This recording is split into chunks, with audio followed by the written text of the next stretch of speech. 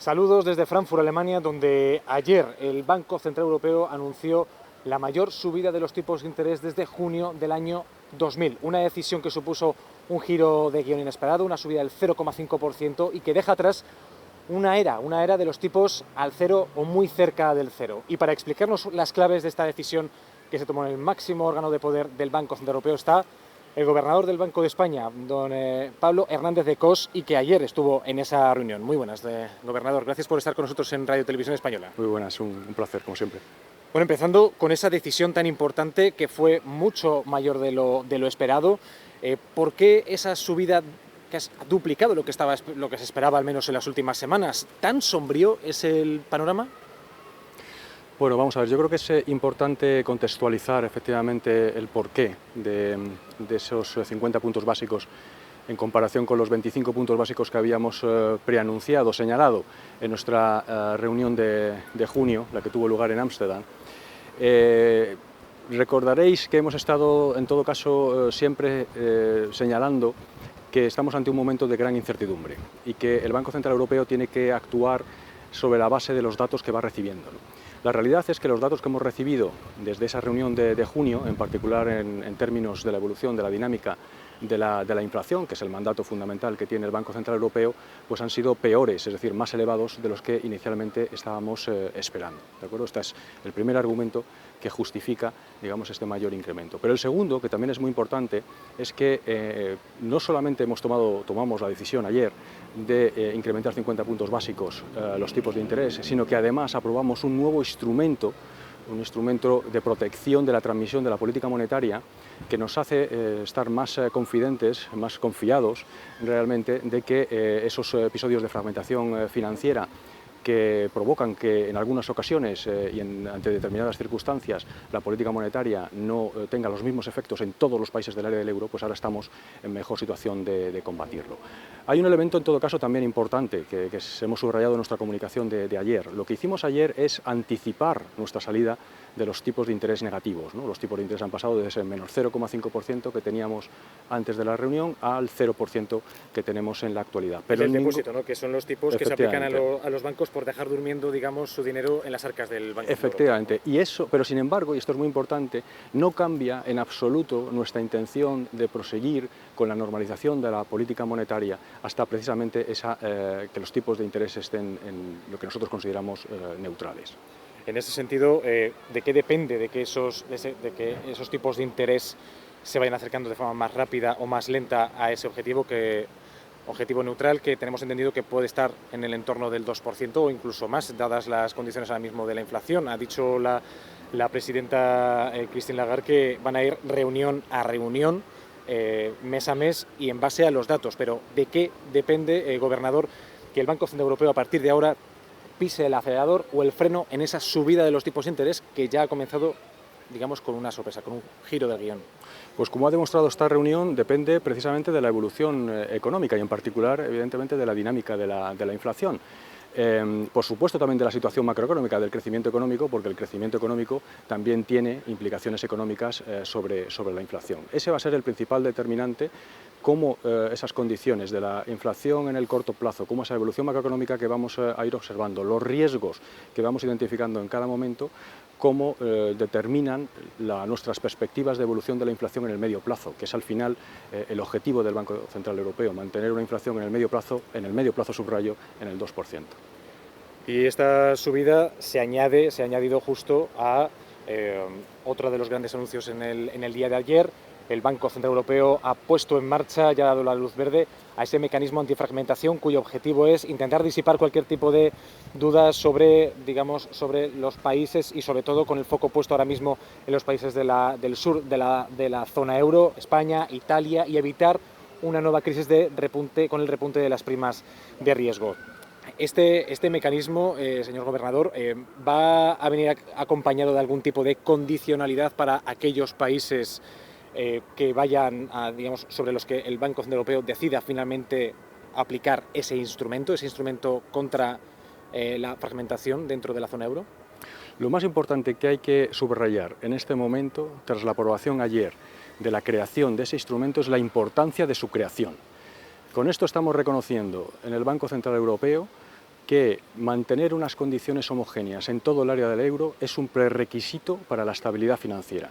Es decir, que es una preocupación y una ocupación del Banco Central Europeo mantener esas condiciones financieras de manera homogénea en todo el área del euro. Esto es lo que significa, lo que implica la creación de este instrumento. Y efectivamente hay unos criterios de elegibilidad que están definidos, ¿no?, en la nota de prensa que publicamos ayer, pero yo creo que lo más importante ahora mismo es la creación del instrumento y cómo, la seriedad que esto significa en términos de cómo se va a tomar el Banco Central Europeo luchar contra posibles disrupciones en la transmisión de nuestra política monetaria en todos los países del área del euro.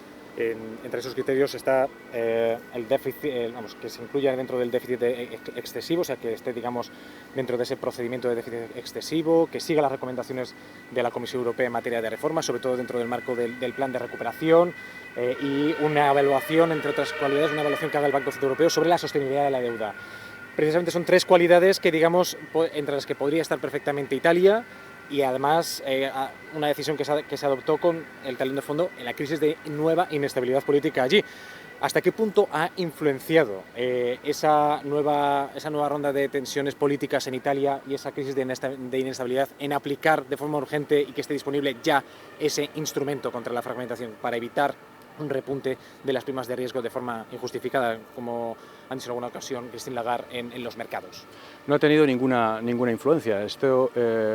La primera señal que nosotros hemos transmitido de que íbamos a crear un instrumento como el que finalmente hemos aprobado, la dimos hace ya bastante tiempo. Las decisiones del Banco Central Europeo se toman con total independencia de los acontecimientos políticos. Y para terminar, estamos viendo un panorama en el que no se descarta una recesión a la vuelta de verano, o que comience una recesión en algunos países a la vuelta de verano, una desaceleración económica, si acaso, en un contexto de inflación elevada, de hasta del 10% en España, de casi el 9% en la zona euro, de más del 20% en países bálticos.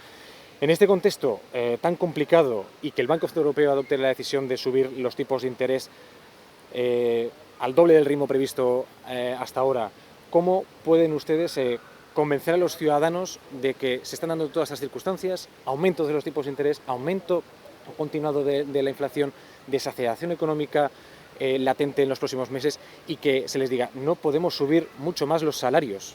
Es decir, que digamos que los salarios tengan un tope de subida, porque si no se podría caer en lo que ustedes denominan efectos de segunda ronda de la inflación. ¿Cómo pueden ustedes convencer a los ciudadanos de que no se puede subir más los salarios como ya están exigiendo en muchos sectores? Sí, bueno, esto, lo que me estás preguntando es algo que lo que nosotros hemos denominado un pacto de rentas.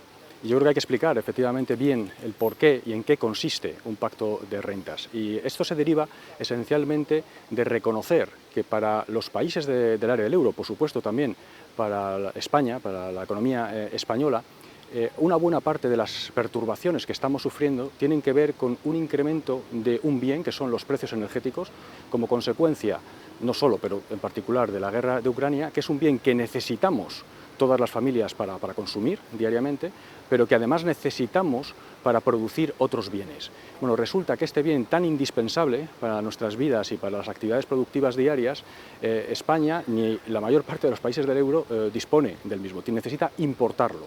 Si aumenta el precio de un bien que necesitamos y que necesitamos importar, significa que nos hemos empobrecido. ¿De acuerdo? Este reconocimiento del empobrecimiento derivado del incremento de los precios energéticos es absolutamente fundamental para luego derivar de ahí la necesidad de un pacto de rentas. Si lo único que podemos hacer es repartir esa pérdida que se genera como consecuencia del incremento de los precios energéticos. De tal manera que si todos los agentes económicos, las empresas, los hogares, las familias, el sector público tratan de eludir esa pérdida, lo único que vamos a provocar es una espiral inflacionista, un incremento de los márgenes empresariales, un incremento de los salarios indiciados con la inflación, un incremento también en el caso del sector público de las distintas variables que se indician habitualmente con la inflación, que en último término lo que nos va a llevar es a una pérdida de competitividad de la economía, que se añadiría a sus efectos negativos de esa pérdida de competitividad sobre el empleo, sobre el crecimiento económico, sobre el bienestar de los ciudadanos, a ya la perturbación negativa que ha supuesto el incremento de los precios energéticos. Por eso nosotros llevamos defendiendo, yo en el Parlamento, en el Congreso, en octubre del año pasado, lo que se denomina un pacto de rentas, que no es ni más ni menos que acordar un reparto de esa pérdida en las empresas, vía reducción de los márgenes empresariales, en los trabajadores, vía un incremento de los salarios por debajo de la inflación, es decir, que no se indicen con la inflación, y por supuesto también en el sector público, tanto salarios como pensiones. Pues bueno, gobernador, pues muchísimas gracias por estar con nosotros hoy aquí en Frankfurt, en el día después de esa reunión histórica en el Consejo de Gobierno, en el máximo órgano de gobierno del Banco Central Europeo, con esa subida de los tipos de interés al 0,5%. En septiembre, la próxima reunión en la que veremos si suben o no los tipos de interés. No se descarta, ¿no? Hemos dicho que somos dependientes de los datos, ¿no? Esa es la frase textual que hay que repetir hasta la saciedad, ¿no? En septiembre veremos, analizaremos la evolución económica de las próximas 6 semanas, de todo el mes de agosto.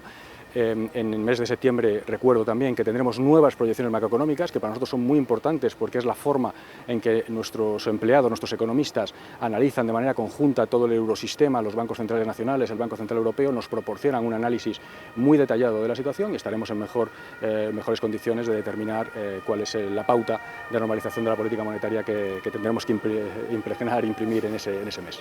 Pues bueno, don Pablo Hernández de Cos, gobernador del Banco de España, muchísimas gracias por estar aquí con nosotros en Frankfurt con Radio Televisión Española. Gracias. Muchísimas gracias a vosotros. Muchas gracias.